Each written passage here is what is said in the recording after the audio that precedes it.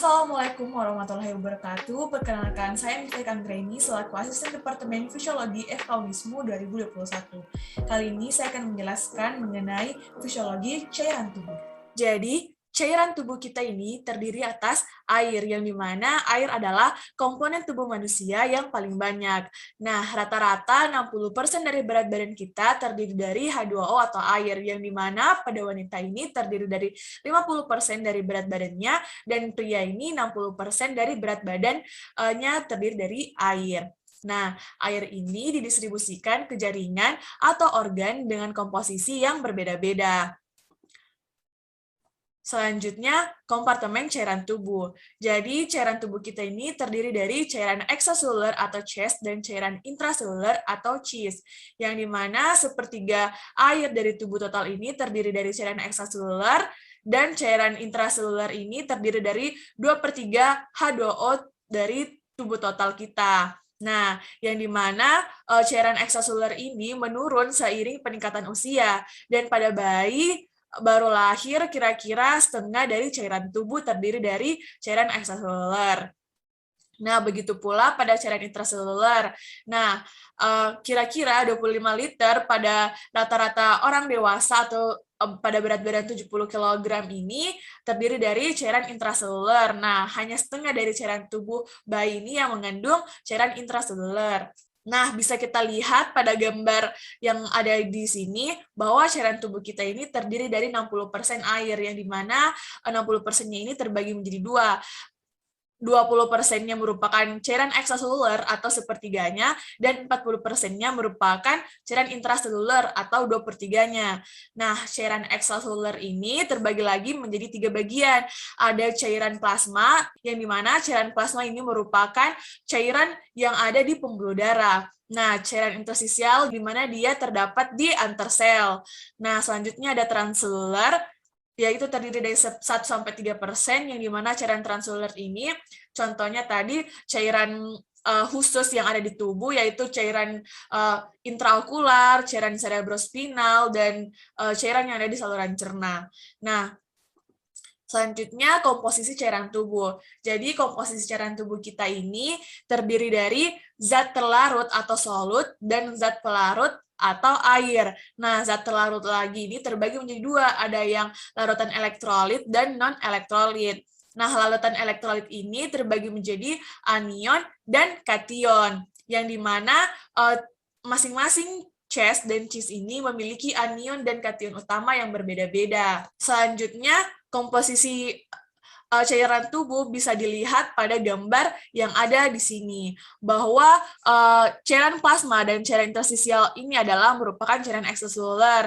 Nah, cairan plasma dan cairan interstisial ini dipisahkan melalui dinding kapiler. Nah, sedangkan cairan intraseluler dan cairan interstisial ini dipisahkan melalui membran plasma, atau dengan kata lain, cairan intraseluler dan cairan ekstraseluler dipisahkan dengan membran plasma. Nah, bisa kita lihat di sini bahwa kation utama dari cairan ekstraseluler, yaitu cairan plasma dan cairan interstisial itu adalah natrium, sedangkan anion utamanya adalah klorida.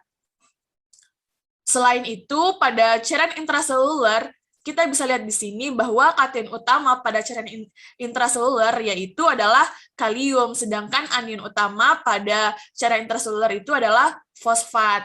Nah, selanjutnya ada pun faktor-faktor yang mempengaruhi keseimbangan cairan. Jadi ada usia, yang dimana semakin tua seseorang, maka kebutuhan cairannya juga akan semakin menurun. Nah, selain itu juga jenis kelamin. Jadi berdasarkan yang di awal tadi saya jelaskan, bahwa pada pria ini dia lebih banyak mengandung cairan tubuh, yaitu sekitar 60%, sedangkan pada wanita hanya 50%. Nah, hal ini dipengaruhi oleh kadar hormon estrogen pada wanita dan juga dipengaruhi oleh lemak. Nah, selain itu juga temperatur lingkungan. Jadi, suhu ini bisa mempengaruhi keseimbangan cairan tubuh kita. Jadi, pada suhu yang panas, orang-orang cenderung akan mengeluarkan cairan tubuhnya atau mengekskresikan cairan yang ada di tubuhnya melalui keringat. Sedangkan ketika pada suhu yang dingin, orang-orang akan mengsekresikan cairan tubuhnya melalui urin. Nah, begitu pula dia juga dapat mempengaruhi keseimbangan cairan dan sel-sel lemak serta penyakit. Penyakit contohnya itu diare dan muntah. Nah, selanjutnya kita bisa melihat gambar di sini, ini adalah kompartemen dari cairan tubuh. Nah, yang ini adalah cairan intraseluler yang dimana contohnya adalah eritrosit dan membran sel. Nah, selanjutnya ada cairan ekstraseluler atau cairan plasma, yaitu cairan yang ada di pembuluh darah. Nah, selain itu cairan ekstraseluler yang cairan interstisial, yaitu cairan yang berada di antar sel. Nah, selanjutnya kita akan membahas lebih lanjut lagi mengenai cairan intraseluler. Nah, cairan intraseluler tadi adalah cairan yang terdapat di dalam sel, yang dimana cairan intraseluler dan cairan ekstraseluler ini dipisahkan melalui membran sel. Dan komposisi dari cairan intraseluler ini sendiri, yang dimana dia tinggi dalam potasium dan magnesium dan rendah dalam kadar ion natrium dan ion klorida. Selanjutnya, ada cairan ekstraseluler. Nah, cairan ekstraseluler ini cairan yang terdapat di luar sel. Nah, dia terdiri dari beberapa kompartemen seperti tadi yang sudah saya sebutkan. Ada cairan interstisial, cairan transseluler, dan cairan transvaskuler atau cairan plasma. Nah, di sini kita bisa melihat lagi cairan interstisial. Jadi cairan interstisial ini cairan yang berada di sekitar sel, yang dimana dia sama dengan kira-kira 8 liter pada orang dewasa. Nah, cairan limfa juga termasuk di dalamnya. Selanjutnya, cairan intravaskuler. Nah, cairan intravaskuler berdasarkan namanya berarti dia di dalam vaskuler, di dalam pembuluh darah. Nah, volume cairan intravaskuler pada anak-anak relatif sama dengan orang dewasa. Volume darah orang dewasa ini rata-rata 5-6 liter. Nah, 3 liternya ini adalah plasma. Sisanya terdiri dari eritrosit, leukosit, dan trombosit.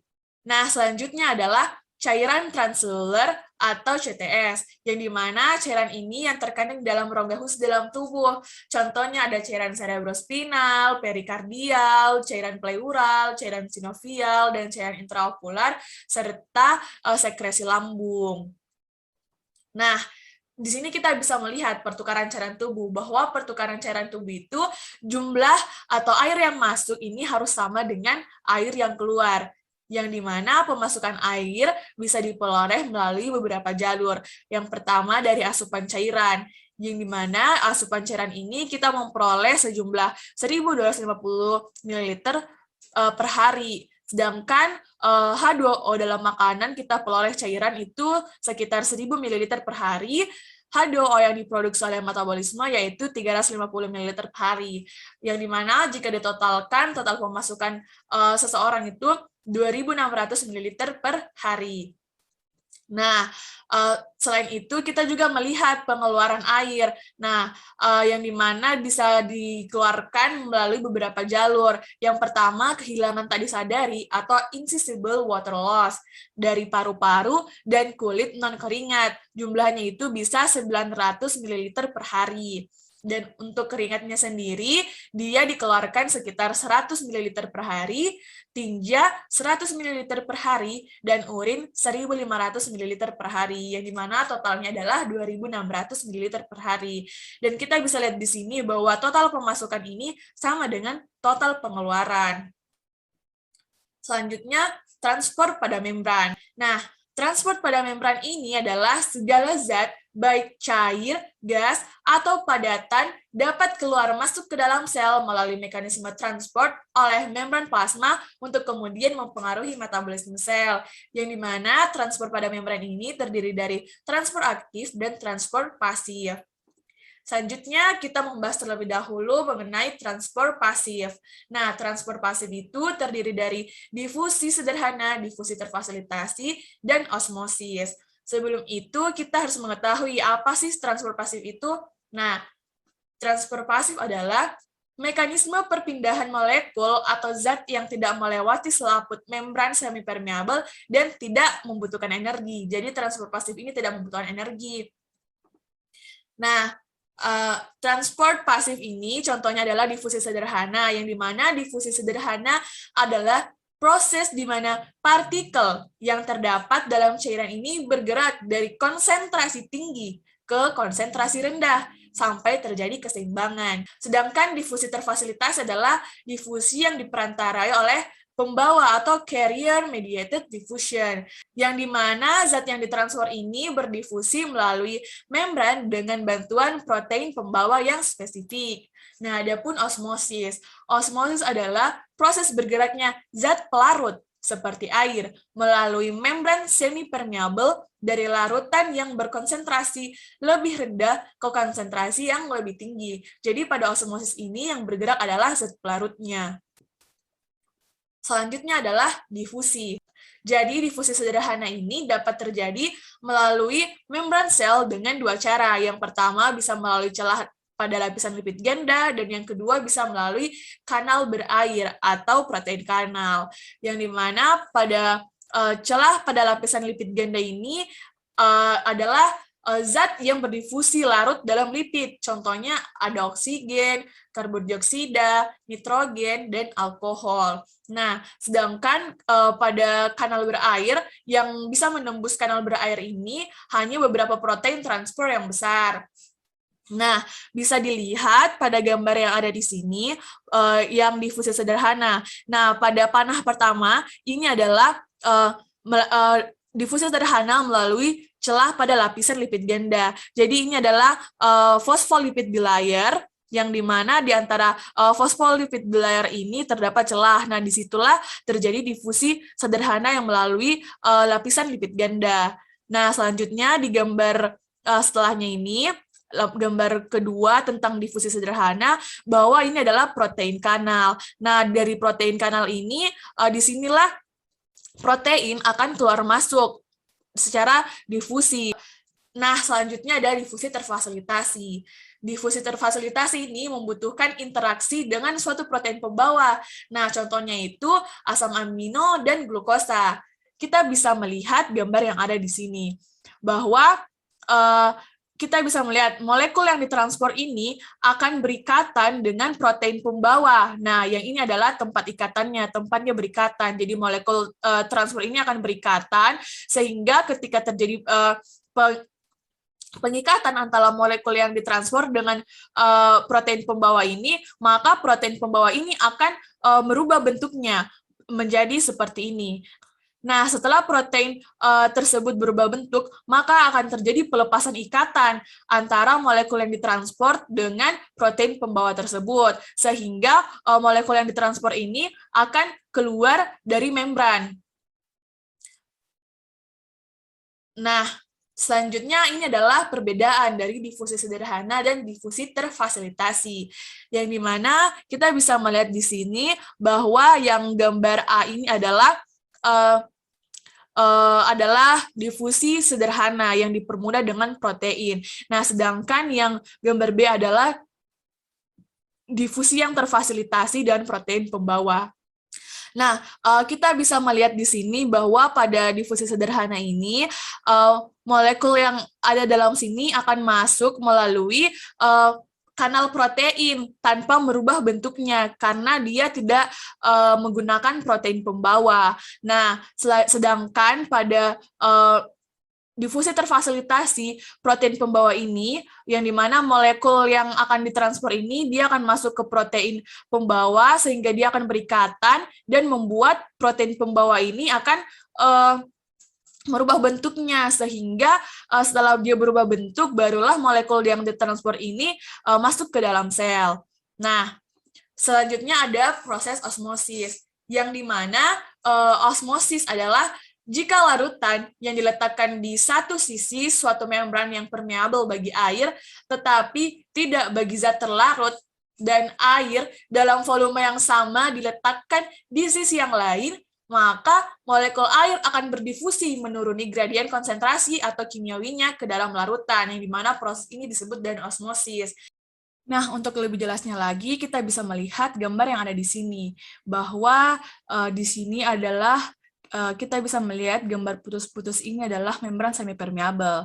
Nah, yang dimana pada sisi satunya ini adalah larutan atau molekul air, yang dimana yang lingkaran kecil ini adalah molekul air yang permeabel terhadap membran semipermeabel. Nah, sedangkan yang di sisi satunya lagi, yang lingkaran besar adalah zat terlarut, yang dimana zat terlarut ini tidak permeabel terhadap membran semipermeabel ini. Nah, sehingga pada gambar yang di sampingnya, zat pelarut ini atau molekul air ini hanya molekul air ini yang dapat berpindah ke sebelahnya, sehingga zat pelarut yang ada di larutan sebelah kanannya ini lebih banyak atau lebih meningkat.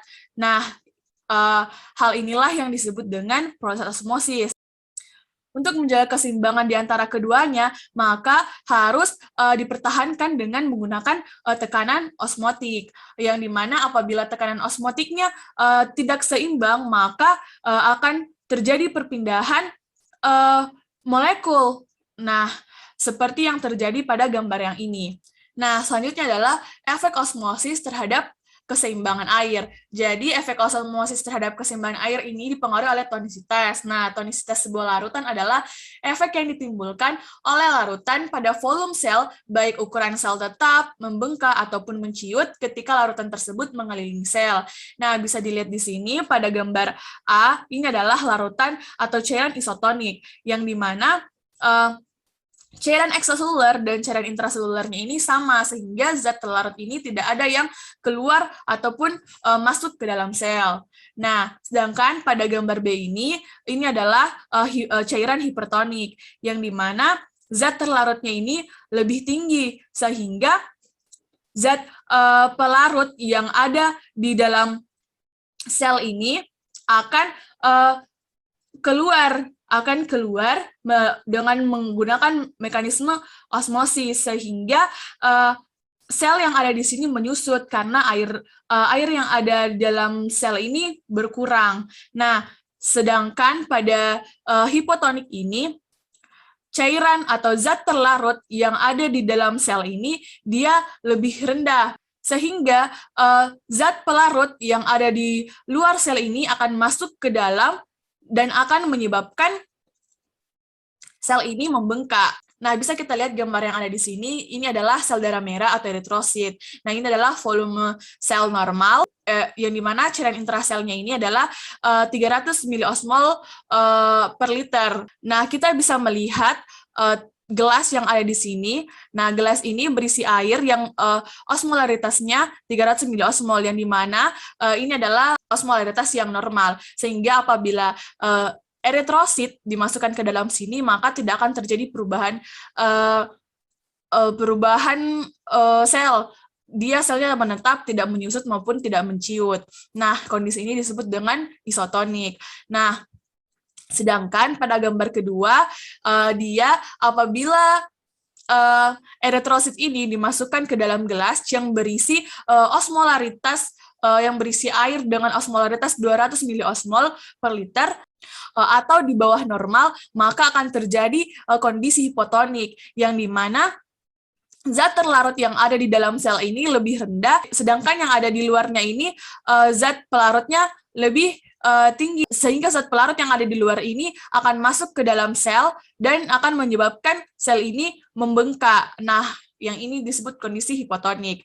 Nah, selanjutnya pada gambar yang ketiga, nah, apabila sel eritrosit ini dimasukkan ke dalam larutan yang berisi osmolaritas dengan 400 miliosmol per liter, yang dimana dia melebihi atau di atas dari osmolaritas yang normal, maka akan terjadi kondisi hipertonik. Nah, yang dimana zat terlarutnya ini lebih tinggi, sehingga zat pelarut yang ada di dalam sel ini akan keluar ke sel dan akan menyebabkan selnya akan menyusut. Nah, kondisinya disebut dengan hipertonik. Nah, selanjutnya adalah transport aktif, yang dimana contohnya adalah transport ion natrium dan kalium. Nah, sebelum itu kita harus mengetahui terlebih dahulu apa sih transport aktif itu. Nah, transport aktif merupakan transport partikel-partikel melalui membran semipermeabel yang bergerak melawan gradien konsentrasi yang memerlukan energi dalam bentuk ATP. Jadi inilah perbedaannya antara transport aktif dan transport pasif. Nah, kalau transport aktif dia membutuhkan energi dalam bentuk ATP karena dia bergerak melawan gradien konsentrasi. Sedangkan transport pasif ini dia tidak memerlukan energi dalam bentuk ATP karena dia bergerak mengikuti gradien konsentrasi. Nah, selanjutnya pompa natrium kalium. Jadi zat-zat yang ditransfer oleh transport aktif primer ini diantaranya adalah ada natrium, kalium, kalsium, hidrogen, klorida, dan beberapa ion lainnya. Nah, pompa natrium kalium adalah suatu proses transport yang memompa ion natrium keluar melalui membran yang terdapat di semua sel dan pada saat yang sama memompa ion kalium dari luar ke dalam.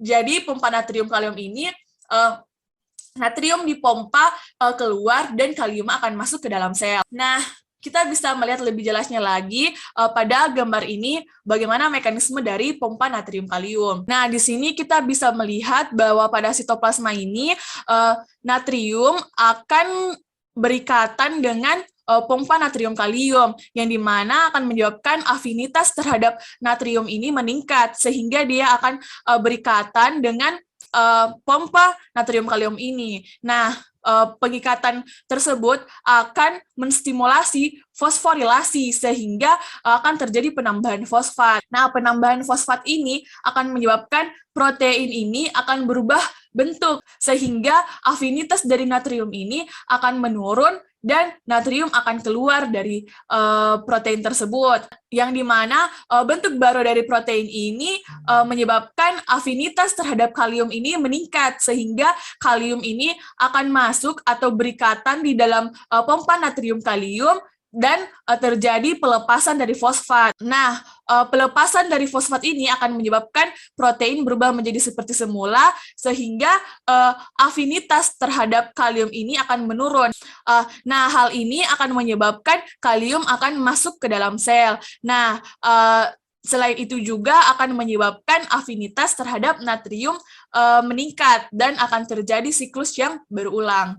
Demikianlah presentasi kali ini. Sekian. Wassalamualaikum warahmatullahi wabarakatuh.